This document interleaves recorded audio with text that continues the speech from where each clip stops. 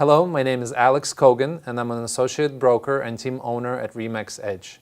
I specialize in working with sellers and getting them the highest possible prices for their properties. I have a master's degree in marketing and bachelor's degree in computer science. Now, don't worry, I'm not trying to get you to sign an exclusive contract with me, but to get the highest price for your property, you need to do a little more than just to advertise it on a free Zillow account.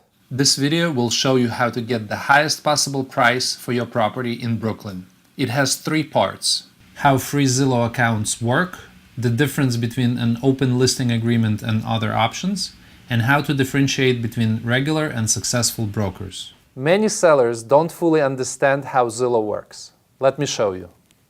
So here is a for sale by owner listing. And as you can see, there are 3 brokers advertising on top of the property owner. And the first broker will always be selected.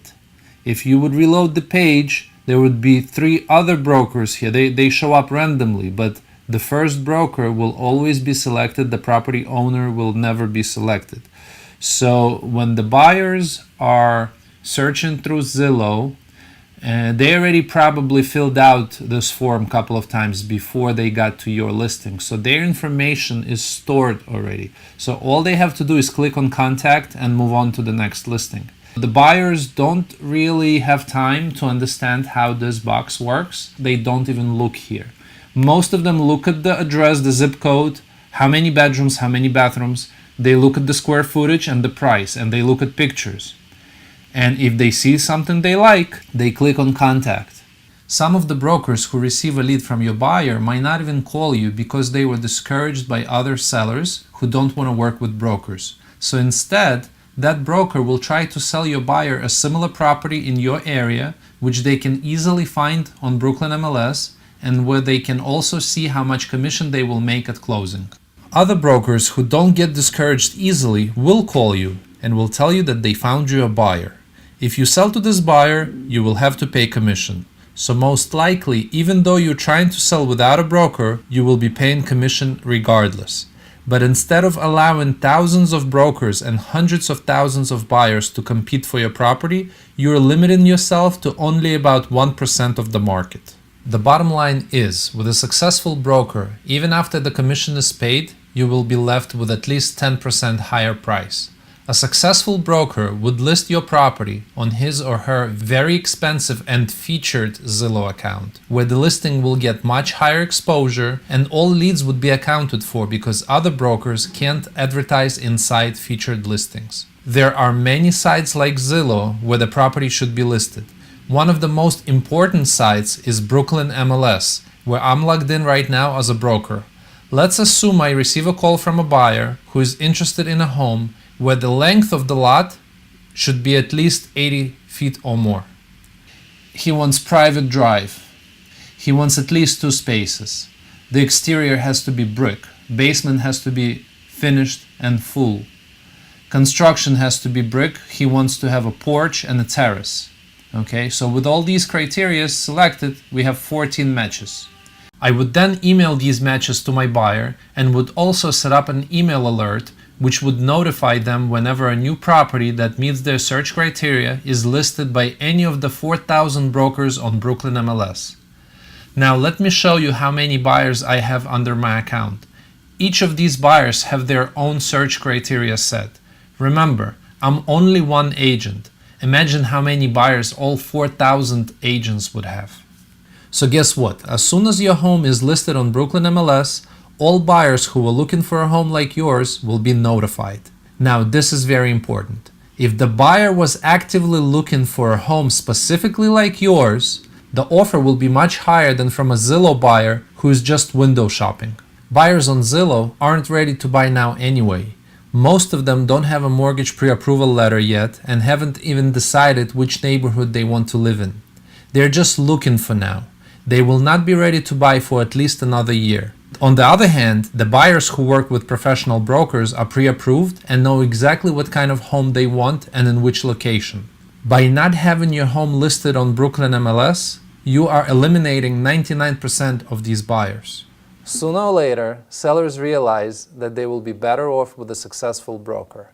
But many sellers at this point are still not ready to sign an exclusive contract. No problem.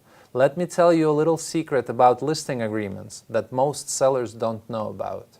There are 3 different choices when it comes to listing agreements: open listing, exclusive right to sell, and exclusive agency agreement. Most sellers don't know the difference between exclusive right to sell and exclusive agency, and therefore choose what they think is the safest option, the open listing agreement. Well, guess what? It's actually the worst choice, because it doesn't give any broker the ability to professionally market your property. If I start calling buyers from my phone book, some of them might be interested to buy your property, but only if the price is amazing. They weren't looking to buy your property and will not offer a high price. To find a buyer who will offer a really high price, the property needs to be advertised properly. Not on a free Zillow account, but everywhere and professionally. The second choice is exclusive right to sell agreement. Most sellers don't like this agreement because they would owe commission to their broker even if they found a buyer themselves. This makes sense, but what most sellers don't know is that there's a third option, which is as safe as open listing agreement, but which also gives permission to one single broker to professionally market your property. With exclusive agency agreement, you will not owe anything to the broker if you find a buyer yourself. You will owe commission to your broker only if you sell to a buyer who was brought in by that broker. If you sell to anyone else, you will not owe anything to your broker. If you don't believe me, consult your attorney for reassurance. The trick is finding a broker who is really good at real estate marketing. If you speak to 10 different brokers, they will all tell you that they're the best of the best in marketing. How do you choose? It's actually very easy to compare brokers. All you have to do is find their Brooklyn MLS and Zillow profiles. Let me show you. 2 weeks ago, this home was listed as for sale by owner. I called the owner and suggested that sooner or later he will realize that he will need professional help. At that time, I also tried to explain to the owner to do his homework first, because not all brokers are made equal. Unfortunately, this seller didn't listen to me, and now he listed it with this broker. I'm not gonna say her name, I'm gonna blur out the image. Let's see what happens when we click on her. We can see that she has a Zillow profile, which is a good thing because a lot of agents don't even have that. But she has 0 reviews and no sales in the last 12 months. All the seller had to do is Google her name and check her Zillow profile. For example, Alex Kogan Zillow. That's all you need to see who I am. Now, if you enter your agent's name, followed by Zillow, and the first search result isn't a link to their Zillow profile, it means they don't even have one. Agents who don't have a Zillow profile are the least successful ones.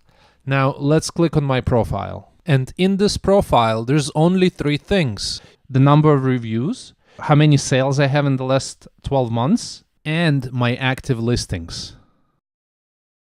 Okay, so we see that this agent has no past sales and 0 reviews. But this is only half of the problem. The biggest problem is that this agent is not even a part of Brooklyn MLS. Now, to be a part of Brooklyn MLS, her broker, the owner of her company, has to buy $20,000 worth of shares in the Brooklyn MLS Corporation. Her broker did not do that. She doesn't have access to Brooklyn MLS. And the seller, before signing a contract with this broker, could have easily checked this. All he would have to do is go to brooklynmls.com, scroll down, click on Office Search, and enter RE/MAX.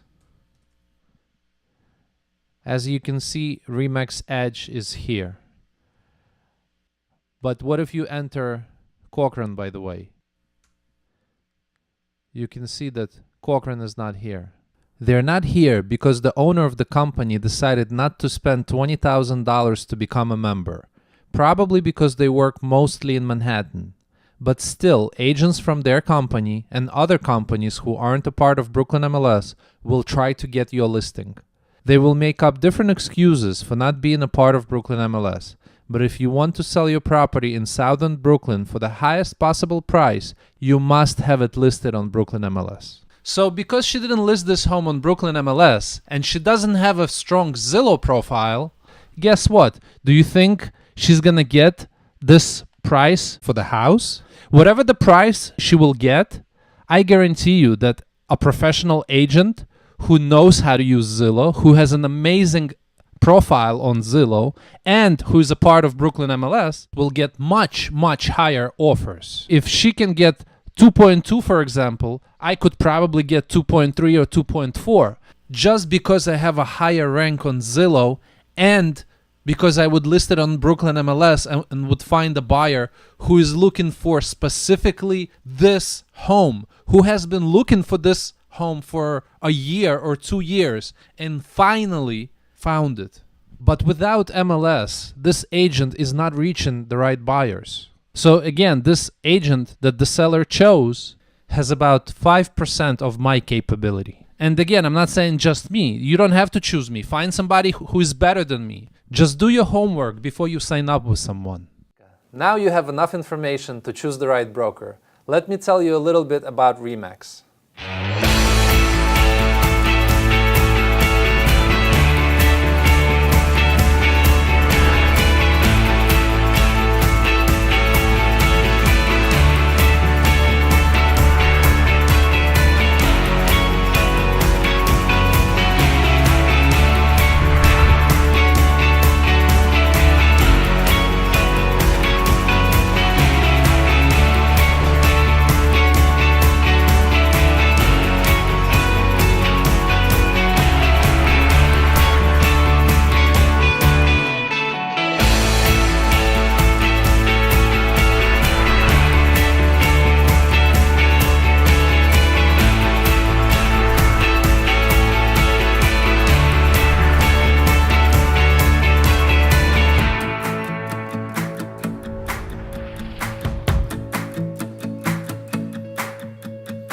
Thanks for watching. I hope this video was helpful. Let's meet and talk about your property. Give me a call.